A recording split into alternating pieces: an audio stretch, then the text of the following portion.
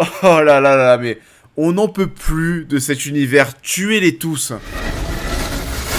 Now!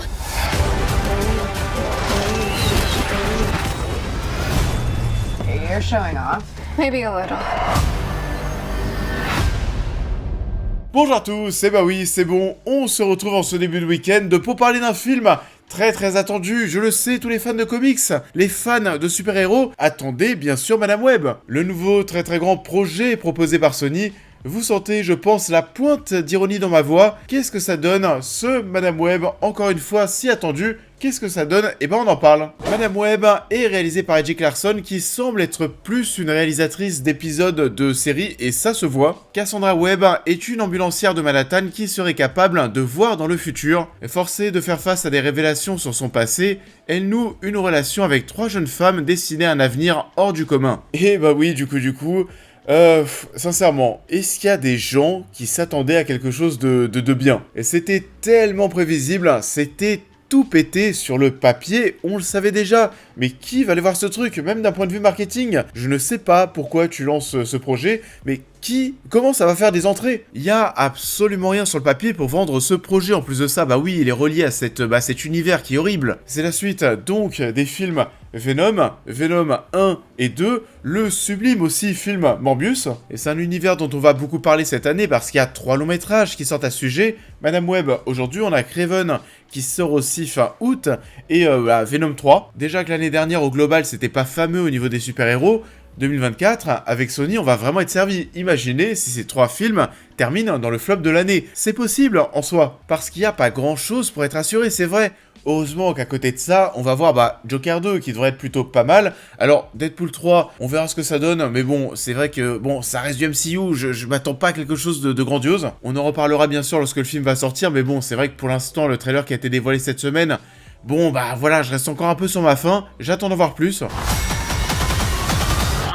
En tout cas, pour revenir à le mouton, il y avait vraiment aucune hype ici qui voulait voir ce projet, qui veut voir de toute façon cet univers Spider-Man. Sans Spider-Man, ça n'a aucun sens. Les projets ne sont absolument pas bandants, donc on va aller peut-être un petit peu, Kraven, pourquoi pas, on va essayer d'y croire. Le projet El Muerto, je sais pas ce qui se passe. Un coup, c'est annulé, un coup, on a l'impression que ça ne l'est pas.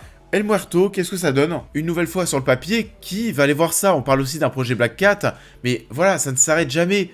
Qui veut voir cet univers Spider-Man sans Spider-Man? Alors oui, Sony s'est laissé pousser des ailes dès le départ. Pourquoi ça? Parce que Venom, le premier film, a cartonné. Là du coup, chez Sony, ça a dû être champagne. On a dû vraiment se dire que c'était bon, qu'on allait pouvoir s'en sortir financièrement, qu'on allait faire que des cartons sans Spider-Man. Mais non. Et surtout, plus les projets s'enchaînent, plus c'est navrant, vous savez quoi? Je regrette presque ma critique sur le premier Venom. À côté, mais Venom, c'est Dune. On a donc ce projet qui débarque, qui est voué à l'échec. Quelle est la cible? Les fans de comics?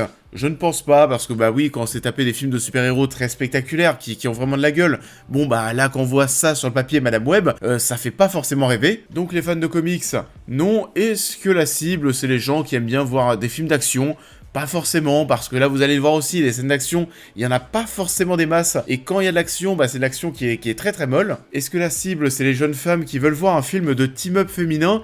Là aussi, pas du tout, et on est d'ailleurs au passage sur une plutôt, oui c'est vrai, une plutôt grosse publicité mensongère. Quand on voit certains visuels, certaines affiches, certaines images de la bande-annonce, on se dit, mais tout naturellement, qu'on va être face devant un film, on va voir Madame Web, qui va faire équipe avec ses 3 Spider-Woman. On se dit qu'on aura peut-être quelques bonnes scènes d'action, et ce n'est pas du tout le cas.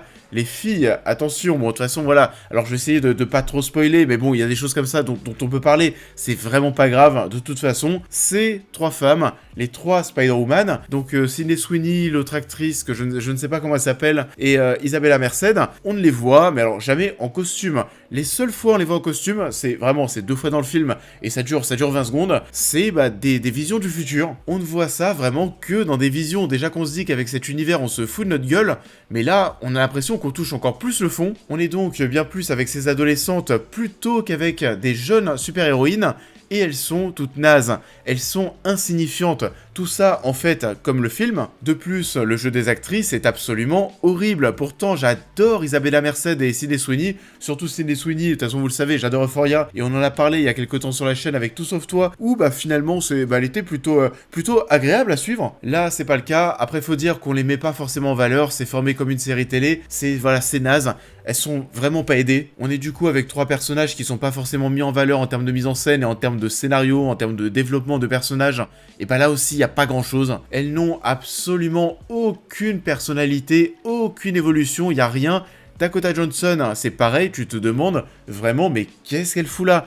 Est-ce qu'elle aime vraiment ce projet? Pourquoi est-ce qu'elle a signé? Tu le sens à tellement de moments durant ces 2 heures, elle se demande qu'est-ce qu'elle fait là. Pareil, durant ses interviews, parce que oui, en ce moment, elle fait la promotion du long métrage, elle est en roue libre totale. Elle n'aime pas ce projet, c'est pas possible. Tu vois qu'elle n'est pas à sa place, ce n'est pas son univers, et donc, le quatuor féminin est nul de chez nul. Et c'est bien dommage, parce que c'est le cœur du film. On disait qu'il y avait tout pour être déçu de l'action. Oui, c'est le cas, parce que les scènes d'action, il n'y en a pas forcément. Je crois que la première, d'ailleurs, c'est celle qui se déroule dans le métro. On est face à une petite course-poursuite.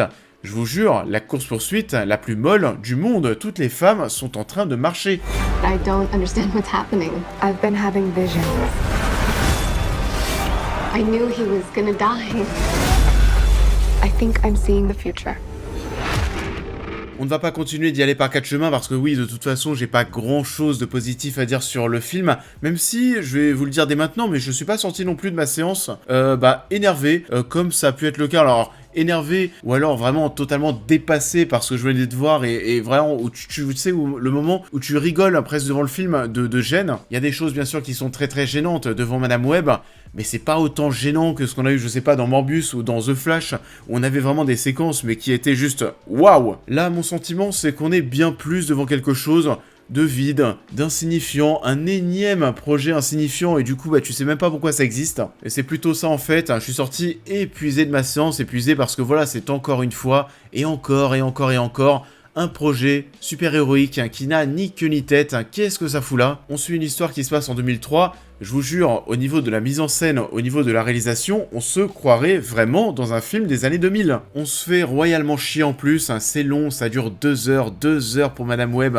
Oh là là, mais c'est interminable. Ça met des plombes à se lancer.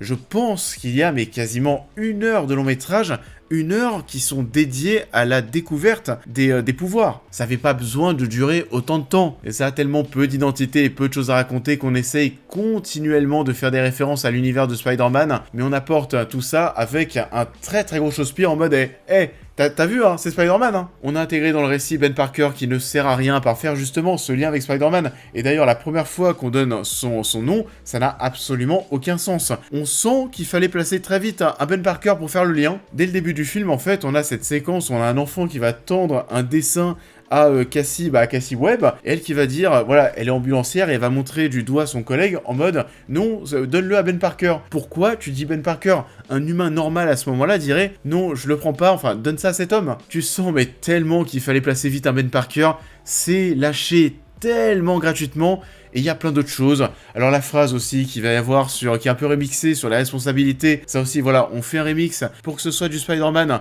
mais pas trop. Pour revenir sur Ben Parker, qui encore une fois, c'est pas du spoil, est un personnage ultra secondaire qui ne sert à rien, voilà, qu'on intègre ici juste pour faire le lien, je le répète.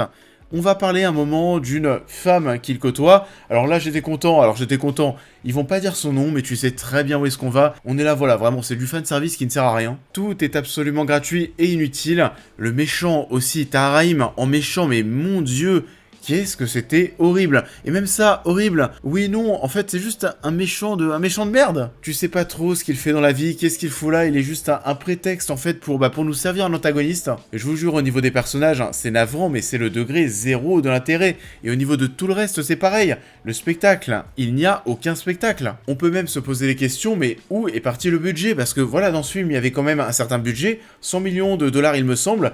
où est l'argent? Vraiment, où est l'argent? Il n'y a pas beaucoup d'effets spéciaux et quand il y en a, c'est naze. Même quand on doit potentiellement en mettre, eh ben on essaye de pas en mettre hein, parce que le budget n'est pas là, visiblement. Il y a un moment, il y a Spider-Man, alors Spider-Man, le Spider de Tahar Rahim, qui, voilà, doit partir pour suivre finalement Cassie Webb en ambulance. Qu'est-ce qu'il va faire? On est dans la rue. Hein. Qu'est-ce qu'il va faire? Il va sauter sur le coffre d'une voiture et au moment où, vous savez, il va commencer à faire le geste pour s'élancer, pour tisser sa toile. Et à ce moment-là, voilà, il y a un cut et du coup, on ne le voit pas du tout partir parce qu'il n'y a pas de budget. Et c'est des moments qui rendent presque le truc nanardesque. En tant que spectateur, tu vois les ficelles, tu vois comment il construit le film, tu vois comment ça a été tourné en studio, tu vois que voilà, on pouvait pas aller plus loin en termes de spectacle. Du coup, en tant que spectateur, tu te dis qu'on se fout un petit peu de ta gueule. Et au niveau des décors aussi, on sent qu'il y a des économies de ouf qui ont été faites. On n'est pas dans des décors de dingue. On est quoi? En voiture, en métro, dans un diner, en forêt. On essaye pas forcément de créer une ambiance pour le film. Wait, I recognize you. You live in my building. You're the paramedic. Yeah, you almost ran me over. You don't think this is weird? How we're all connected? Et quand on essaye d'être un petit peu stylé, je dis bien un petit peu parce qu'en vrai, c'est pas du tout stylé. On va bien sûr parler de la mise en scène et de ces mouvements de caméra. Les mouvements de caméra qui partent dans tous les sens. Vraiment, tu sors de ta séance, t'as mal à la tête. C'est absolument n'importe quoi entre les plans tendus, la caméra qui se retourne mais continuellement sur elle-même. Vraiment, tu sens que tu vas faire quelque chose de stylé, mais ça l'est pas du tout. C'est vraiment n'importe quoi. Donc oui, je vous recommande pas du tout ce Madame Web. C'est long, c'est chiant, tu décroches du coup tellement de ouf. Et oui, comme on le disait, 2023 était déjà assez compliqué au niveau de ce genre au cinéma, que ce soit en termes de qualité, en termes d'entrée. Et mon Dieu, vu ce qui nous attend en 2024, je pense que ça va être tout aussi compliqué. That man's trying to kill you. What? Who are you? What is going on? I can see the future. Oh, what the hell? She didn't see that coming? That's not how it works. Ça en est tout pour cette vidéo, j'espère qu'elle vous aura plu comme d'habitude. Je vous invite à la liker, à la partager, à me dire en commentaire ce que vous avez pensé de l'œuvre en question, à vous abonner, à me suivre sur l'intégralité de mes réseaux pour toutes les news et réactions à l'actualité, mais aussi à devenir membre soutien si vous souhaitez soutenir mon travail. Et on va se retrouver très vite sur la chaîne pour cette prochaine critique. 그래프가 이런 패턴일 때는 REM 수면 행동 장애를 앓고 있다. 오빠? 고칠 수 있는 거죠? 램 수면? 네. Et on va se retrouver dès la semaine prochaine pour un film que j'attendais pas forcément des masses à l'origine, mais qui fait un petit peu de bruit. On va parler de Sleep. Et visiblement, c'est plutôt pas mal. Je vais découvrir le long métrage la semaine prochaine. On en parlera certainement sur la chaîne. On verra ce que ça donne. Mais en attendant, je vous souhaite à tous une très belle continuité de semaine. Et je vous dis à très vite.